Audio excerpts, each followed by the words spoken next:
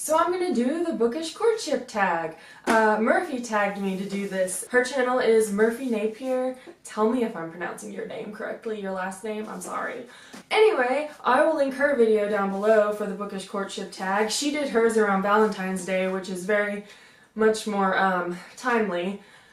But I'm just now getting to it, so March it is. I'll go through, there's 10 questions, so I'm going to go ahead and start. Number 1 is initial attraction. What is a book you bought because of the cover? I buy a lot of books because of the cover. If I see a cover jump out at me, that's why I initially look into the book usually. But the one I picked is Magonia by Maria Davana Headley.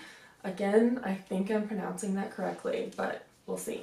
I only got it because this cover is beautimous, and also Neil Gaiman blurbed it, and Neil Gaiman is my favorite human, so if he blurbed it, then I'm gonna read it. I don't really even know what it's about. I kind of just plan to jump in and see what happens. I know it's something sort of magical realism-ish, but I don't know. We'll find out. It'll be fun. Number 2 is First Impressions, a book you bought because of the summary.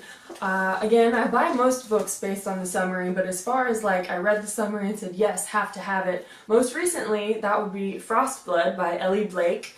It's about people with fire powers and ice powers kind of against each other, and then she gets captured and has to fight in like gladiator games against people with ice powers because she's got fire powers, and I'm all in. I love things about people with special powers. I just love it, and particularly fire power. I have no idea why. I'm just drawn to it always, like a moth to a flame. Har har har. I love it, and so I had to have it. I really want to read this soon too because it sounds really good, and now that I'm talking about it, I'm excited about it again. But anyway.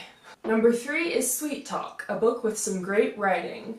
Again, I could choose a lot of books for this, but I tried to narrow everything down to one book. But I actually chose The Night Circus by Erin Morgenstern because it's so beautiful. It's like walking through a dream. It's just lovely. I just love it so much. It's so magical.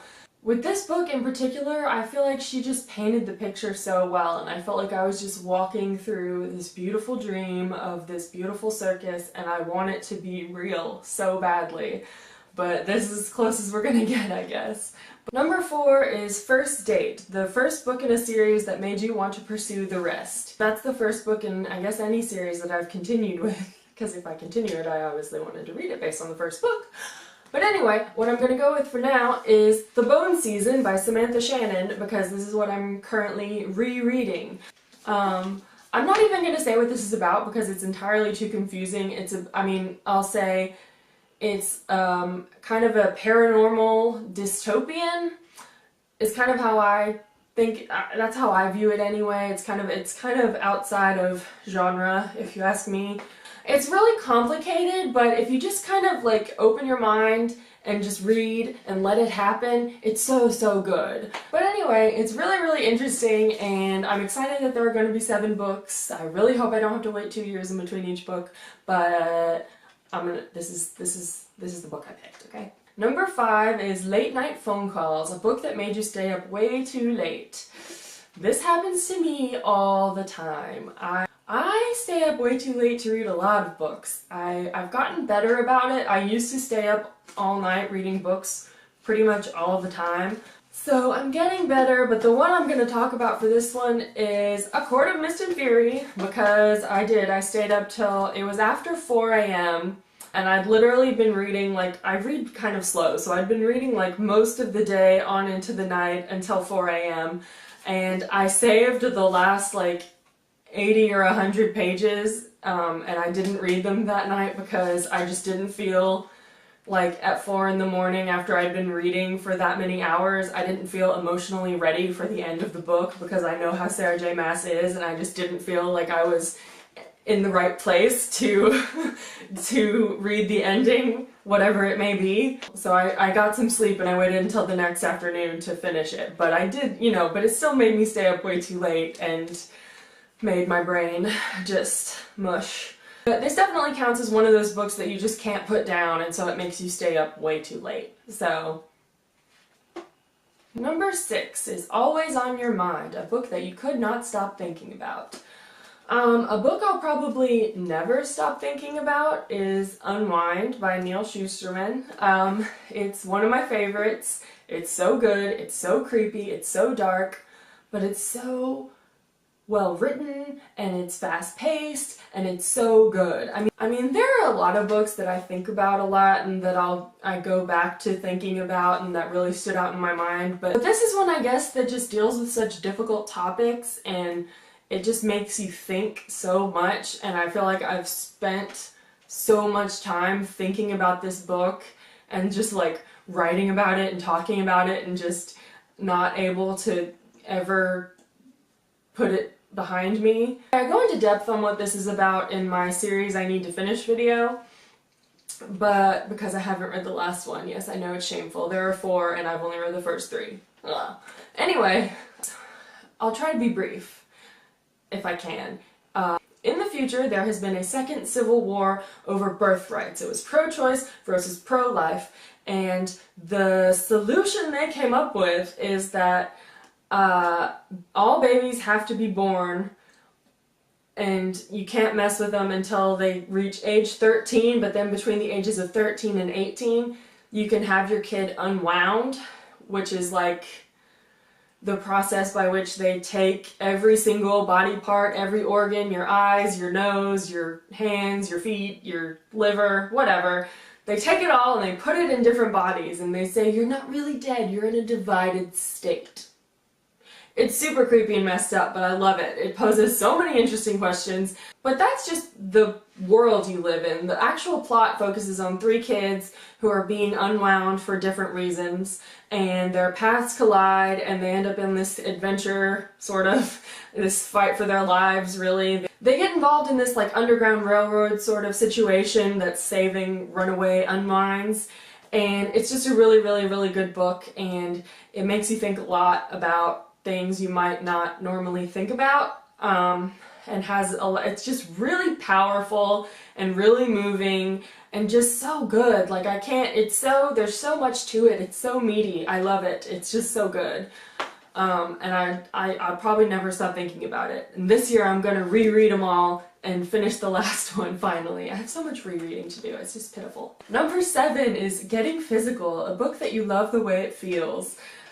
Which I guess means the way the book physically feels. So this is Stardust by Neil Gaiman, who is my favorite human, and even though it's very small, it's like fabric, and I just like it. It feels important, and it's like shiny on the front, and it's a fabric cover, and it just feels important. And plus, it is important because Neil Gaiman signed it. Number 8, Meeting the Parents, a book you would recommend to family and friends. This was hard for me to pick because I recommend a lot of books to people, but I usually try to base my recommendations on what I think those people actually like and would be interested in. I kind of try to tailor my recommendations depending on the person. As far as a book that I feel like I really could recommend to anyone and that anyone would like it, like I feel like you'd be hard pressed to find a person who doesn't like The Book Thief by Marcus Zusak. This is a really good book. I'm sure you know about the book. It's about a little girl in World War II, and she lives in Germany, and she's actually like part of the Hitler Youth. Her and her friends are part of the Hitler Youth, but she ends up kind of stealing books, not all from book burnings, but that is one of the places she steals a book from, and her foster father teaches her to read, and it's a very special bond they have, and then also their family ends up hiding a Jewish man in their basement, and it's, the most important thing I feel is that it's narrated by Death, you know, like the hooded entity of Death with the scythe and all that. It's such a good book, and especially if you're a book lover, this is a great book. If you're just, I feel like if you're just a human, if you're a human, this is a great book for you to read. It's very moving, it's so well written, it's very unique. I love it, love it, love it. Number 9, Thinking About the Future, a book you know you'll revisit in the future. There's a lot of books I think I'd want to reread, but as far as like feeling, that question feels like it should have more weight to it, I guess, for some reason. So for this one, I'm gonna go with Extremely Loud and Incredibly Close by Jonathan Safran Foer. This is magnificent. This is another book that I'd like to say that I'd recommend to anybody, but it's very, very different, and so if you're not into that, maybe you wouldn't like the way it's told. I mean, I don't know. It's been years since I've read this, and that's why I feel like it's a book I know I'll revisit in the future, because eventually I do want to reread this. I just feel like it has to be a time where I can really focus on it. This book affected me more than just about any book had up to that point when I read it. Now, this was like 7 or 8 years ago, I think, that I read this, and I haven't read it since. I just loved the way it was told. My friend lent her copy to me, and she said, okay, just let me read the first page to you. She read the first page to me, and I was like, yes, give me that. It's so, so good. It's so, so beautiful. You laugh, you cry, you have these awful but wonderful moments where you don't know if you're supposed to laugh or cry, so you do both and your brain explodes. It's just so good. It's such a good book. It really, really affected me. It's still one of my all-time favorite books. And I have not seen the movie, and I can't see the movie. I loved this book so much that I refuse to see the movie because I can't deal with it. I just can't. If you've seen the movie and you think I really need to watch it, then I'll think about it, but geez, I love this book too much to watch its movie. So number 10 is Share the Love. Who do you tag? I found a couple people to tag just because they've like commented on my videos or something. So, because like I said, I'm still new. I'm still like kind of figuring out where everybody is on BookTube. But so I'm gonna tag Krista from Books and Jams, Farah from Ever Afterward, and Leanna from Leanna's Library.